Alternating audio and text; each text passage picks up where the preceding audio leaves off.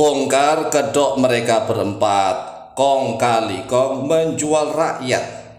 Mereka berempat inilah yang menikmati kekuasaan dan harta yang melimpah ruah, yaitu yang pertama adalah Presiden Prabowo Subianto, yang kedua adalah Anies Baswedan, yang ketiga adalah Jokowi atau Joko Widodo, dan yang keempat adalah Yusuf Kala.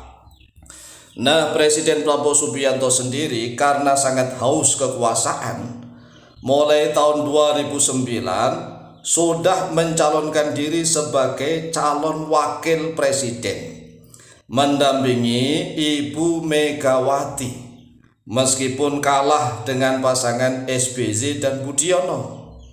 Tetapi pasangan Prabowo Megawati ketika itu masih unggul di atas pasangan JK Wiranto. Nah, jangan lupa bahwa JK Yusuf Kala ini pernah menjadi calon presiden.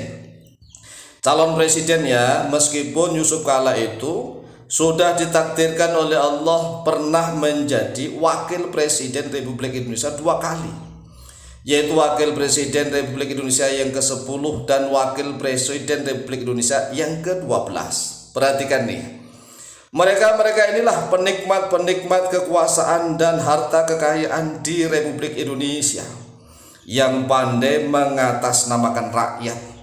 Itulah yang disebut sebagai menjual rakyat. Nama rakyat selalu dijual demi rakyat, tetapi kenyataannya mereka-lah yang menikmati kekayaan, sedangkan rakyat miskin tetap miskin, rakyat susah tetap susah. Rakyat itu hanya dijadikan sebagai alat jualan saja. Itu baru Presiden Prabowo Subianto yang tahun 2009 sudah menjadi calon wakil presiden. Kemudian tahun 2014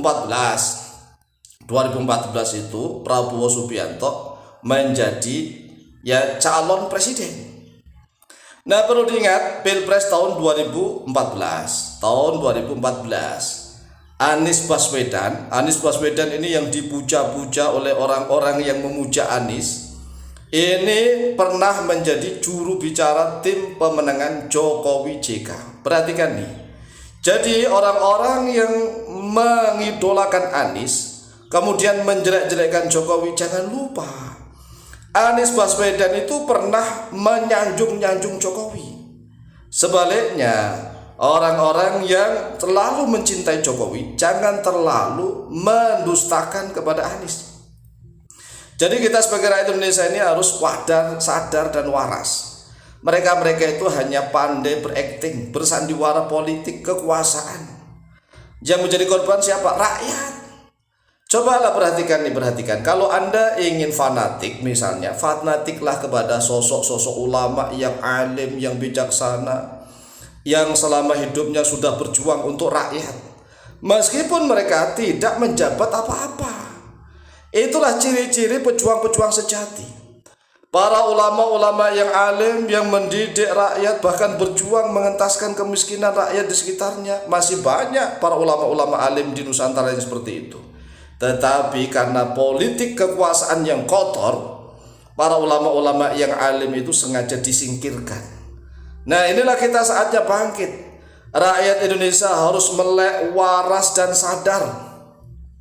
Ingat ya, kita mulai dari Pilpres tahun 2014. Anies Baswedan menjadi juru bicara tim pemenangan Jokowi JK. Jokowi berpasangan dengan Yusuf Kala, bertanding melawan pasangan Capres-Cawapres Prabowo Hatta. Ini perhatikan nama-nama ini. Jokowi JK menang, Prabowo Hatta kalah, tetapi Prabowo sekarang bergandeng dengan Gibran. Muter-muter mereka itu. Mereka kehilangan sifat idealisme. Jadi orang-orang yang dianggap tokoh-tokoh bangsa ini sudah kehilangan idealisme. Yang penting menang, merebut kekuasaan, mendapatkan harta yang melimpah ruah. Dengan siapapun mereka akan bersanding, Itulah politik kotor di Indonesia. Enggak ada idealisme sama sekali. Lalu mereka menjual nama rakyat, tapi rakyat tetap bisa dijual, kan aneh.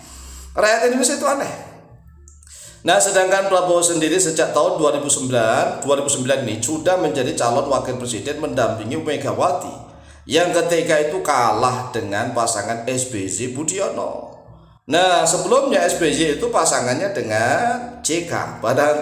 Perhatikan nih, JK adalah sosok memang yang sejak zaman Orde Soeharto, sejak zaman Orde Baru, termasuk Prabowo. Prabowo adalah menantu Cendana. Keluarga Cendana adalah keluarga dari Presiden Soeharto.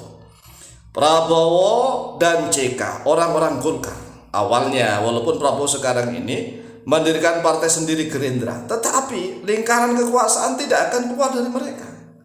Nah, rakyat Indonesia jangan terlalu dibodohin terus-terusan. Ya, ini meskipun ketika itu masih unggul ya di atas pasangan Joko, JK dan Wiranto. Kemudian selanjutnya Pilpres tahun 2019 yang baru kemarin ya, 5 tahun yang lalu, 6 tahun yang lalu lah. Pasangan Jokowi Kiai Maruf Amin ini vs Prabowo Hatta. Nah, ketika tahun 2019 itulah dua kubu para pendukung saling bermusuhan. Ini kami lihat di medsos, Masya Allah, bahkan di dunia nyata.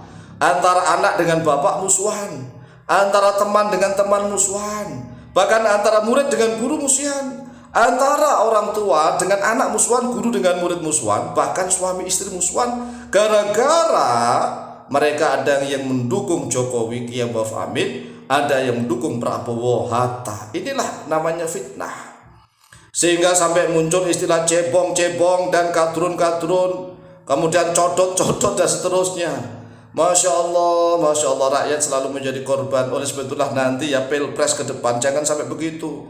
Udahlah, biasa-biasa saja, nggak usah fanatik-fanatik buta. Kita harus kembali kepada ajaran Tuhan.